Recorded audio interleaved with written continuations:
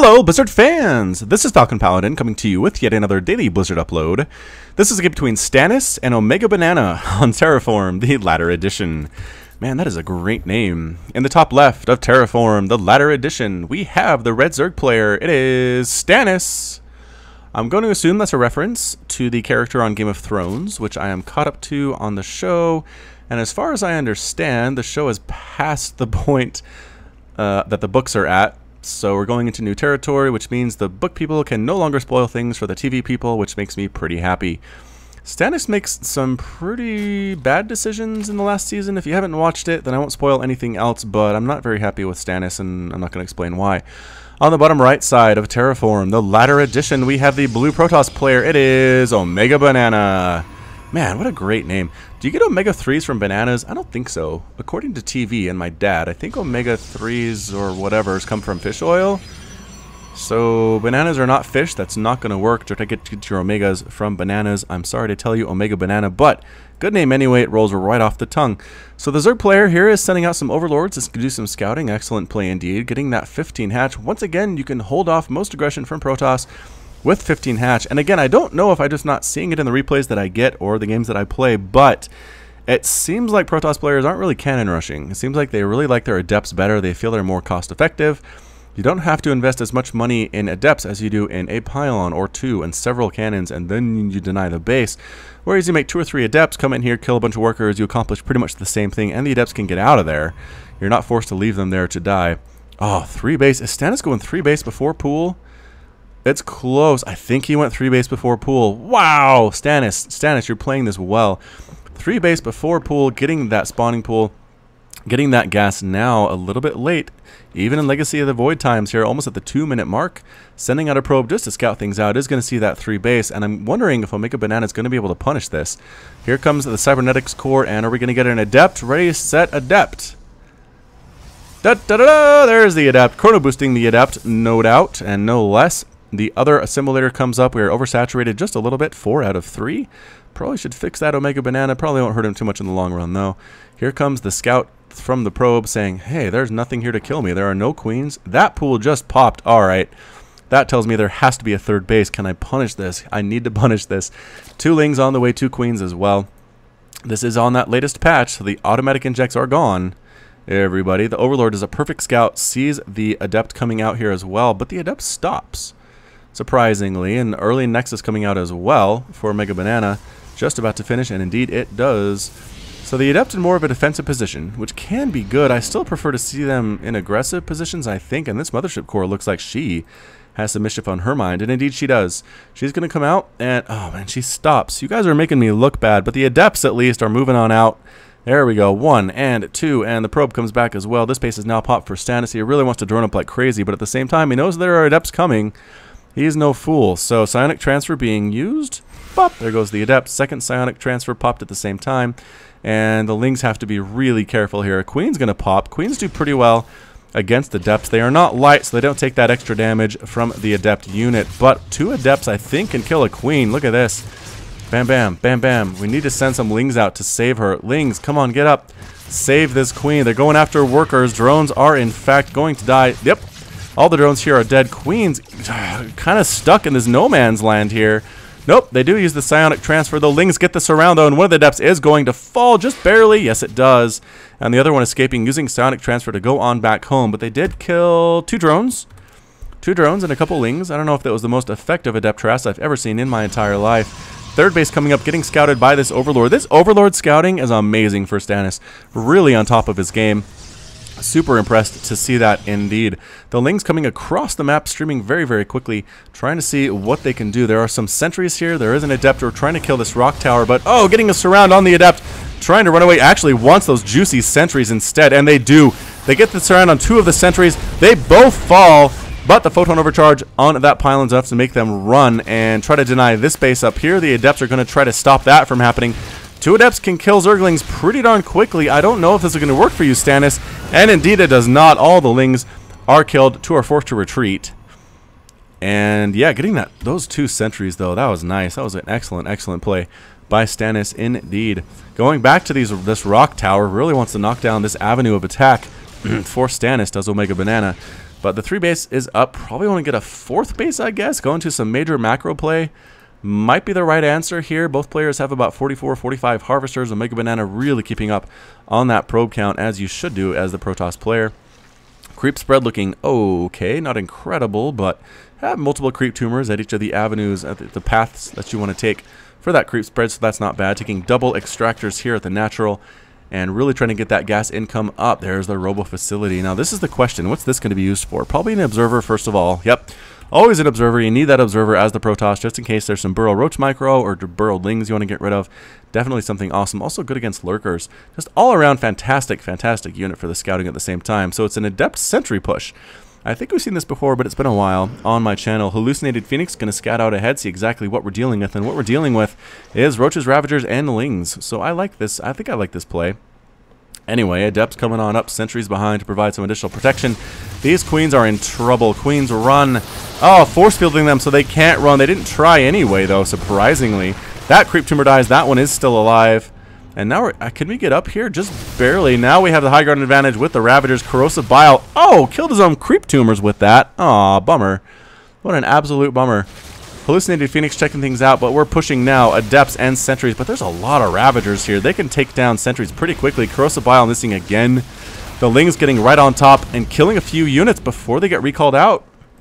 And where to recall to? Back here. So good hold there by Stannis. Heading for the counterattack now with the Lings, with the Ravagers, with a single Roach. And continuing to make Lings. I like this. Lings are good against Sentries and against Adepts in big numbers. So let's continue to make this happen. Also Immortals and Stalkers. So maybe Mass Ling might be the way to go here. What's we getting out of this? There's a Warp Prism on the way. There's a good surround on the Sentries, though, by the Lings. They're forced into a corner. Like I said, this is not going to go well for omegabanana. This Immortal's going to fall as well. Pretty good force fields, though, keeping me alive just a little bit longer. No, it dies. Adepts, Stalkers dying all over the place, getting a good surround again on the Sentries. Sentries and Adepts being killed, Ravagers coming in, Photon Overcharge being used, Corrosive Bile being used on that cannon. At the same time, Sentries cannot stand against this onslaught, and all of the units end up dead. This Mothership Core can kill what it can. Double Photon Overcharge, pulling the probes, trying to handle this. One of the pylons does fall. Still, one of them is up to 10 kills now. Ravagers standing in, trying to hold their own against these Adepts, but again, Adepts are just so tanky. 2 of them die. One more here is going to fall, and yes, that's enough for that attack. 4th base coming up at the same time for Stannis, but that was pretty darn effective, I'd have to say. We lost 8 sentries. omegabanana lost 8 sentries there, 5 Stalkers, 1 Immortal, and 10 Adepts have died so far, but 82 Lings have died. That's a lot of Lings, and Stannis is behind on worker count, 52 to 60. He really should be making more and more workers fully saturate this 4th base to feel totally comfortable at this point. But here comes the Warp Prism for some special tactics, courtesy of omegabanana. Getting those upgrades, getting the muscular augments for the Hydralisks, and 9 Hydras in production. That's going to help against whatever comes out of this Warp Prism, because the Warp Prism can only warp in Gateway units, and Hydras are really good against Gateway units. We're pushing out again, though. omegabanana is not deterred. Has Stalkers, has Adepts, has an Immortal, has some Sentries, and a Mothership Core as well, just in case we need to recall home. Why did we forget about this? We didn't forget about this. Alright, I'm going to say the number of players that have made Warp Prisms and done nothing with them is kind of high recently on my channel. We need to fix that. A couple of Adepts warping in as well. And going to pretty much deny this 4th base, I think. omegabanana really focusing all the firepower on this hatchery. The Immortal has arrived. That's going to help. Pretty good force fields, making the Lings go around the long way, trying to get this around, trying desperately to save it. Hey, Corrosive Bile being used on those force fields. And here we come. A lot of Roaches, a lot of Hydralisks. Can we get the Mothership Core? No. If Stannis had focused that Mothership Core, I think we would have been able to prevent that recall and kill the entire army. But the Adepts are here just going after more and more workers. The drones that have been killed are up to 6. And I think that might be it, actually. The Adept has kind of stopped being microed. She ends up dead there. Another warping of Zealots, though, chasing around this Queen. She might actually survive if she runs fast enough. Don't stop to attack. Just run for your life. These Zealots are trying to kill drones before they die, but aren't too successful. They all get cleaned up as well, and a 4th base coming up for omegabanana. Both players expanding like their lives depend upon it. Creep spread, again, okay. But I think killing his own creep tumors right here really hurt Stannis. 55 to 68 Harvesters. Protoss player can really just re-macro up pretty darn quickly. 2 Immortals, 3 Immortals in this composition.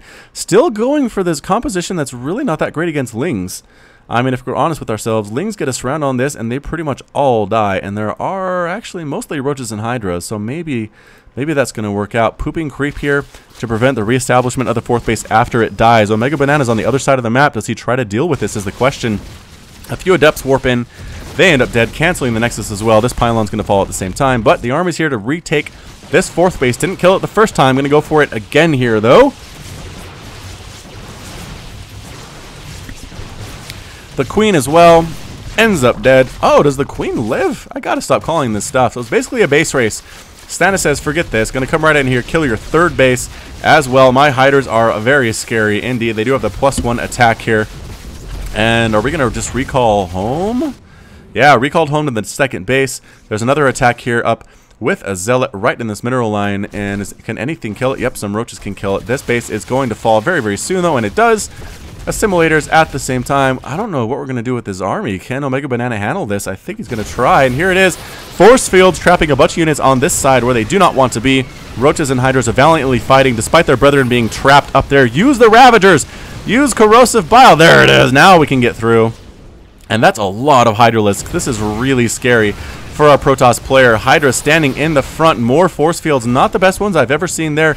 These probes are actually not doing anything. There's a Dark Shrine, which is nice, but backing on out. I think Stannis is happy with keeping the Protoss on 2 bases at this point, recognizing the Natural's just about mined out. And yes, there's not a replacement Nexus here. You can come back and regroup, but nothing much else to do. Swinging on up, omegabanana trying to allow for the recreation of the 3rd base. 3rd base has pretty much been replanted here, though, again, at the dangerous spot. This Warp Prism is still here, which means we're still going to have more harassment. Are we going to warp in? Oh, Dark Templar being warped in. There is an Overseer, though, which is nice. And can we deal with these Dark Templar? We can. That one dies. This one, I think, got 2 kills, but it's going to die as well. Good cleanup there by Stannis, bringing the whole army home. I'm not sure if I agree with that. Can we actually do that outside the map? We can. Look at that. Places you can't go with units, you can corrosive bile to get stuff in the air like that Warp Prism. So, pretty amazing stuff. Ooh, Vipers. I like this play. Vipers maybe for Abduct. A Parasitic Bomb's not too useful here. Blinding Cloud's probably good as well. But again, if you haven't seen the Ravager, here it is. It has, yeah, a little bit less hit points than a Roach. So 120, but it does 20 damage with the upgrades, just like our Roach does. The same amount of damage, same amount of range. But this Corrosive Bile here launches a missile at the target location, dealing 60 damage to all units in the area upon impact. Coming down again, trying to kill this base. Having killed it once, omegabanana will not let this 4th base stand. Going after drones, forcing the cancel. Did we warp in more Adepts? Adepts warping in. How are the upgrades on these guys? +2, +1, so pretty darn tanky. Pretty dangerous indeed, but the spines are helping a lot. 4th base has completely died, though. All these adepts do get cleaned up. Here comes another push. Storm, though, on top of those Hydralisks. That was a pretty big whiff. Those storms were not that great. Wow, a lot of storms, however. Greatly weakening these Zerg units. Corrosive Bile being used. All the sentries are now dead. The Immortals and Stalkers are in full retreat against this army composition, warping in more Stalkers to deal with this. Fairly fast, though, trying to find an advantageous place to stop and fight, bringing Overseers along. Hydra's pushing at the same time with that +2 missile attack, looking A-OK. And just slowly trying to whittle things down. omegabanana trying to find good places, optimal places to stop and fight. And doing okay, but reinforcements are coming out of nowhere for Stannis right now. And we're going to get that assimilator, I have to imagine. Warping in more Stalkers. I don't know if I like this choice. Stalkers just don't do well against Roach Hydra. And yes, all these Stalkers are melting in the face of this pressure. The Immortal's doing pretty well for themselves. That Immortal does have 14 kills, and that one has 10. But this Nexus is going to fall in just a second here. No big deal. Luckily, the 3rd base has been replanted by omegabanana for the Protoss player. Assimilator going to die as well. Stannis 48 to 65. Total Harvesters. I think he might need to make this work. He's not replanting his 4th. He needs to win it now, and he's going to try to make it happen. I just don't agree with the decision to bring in all these Stalkers.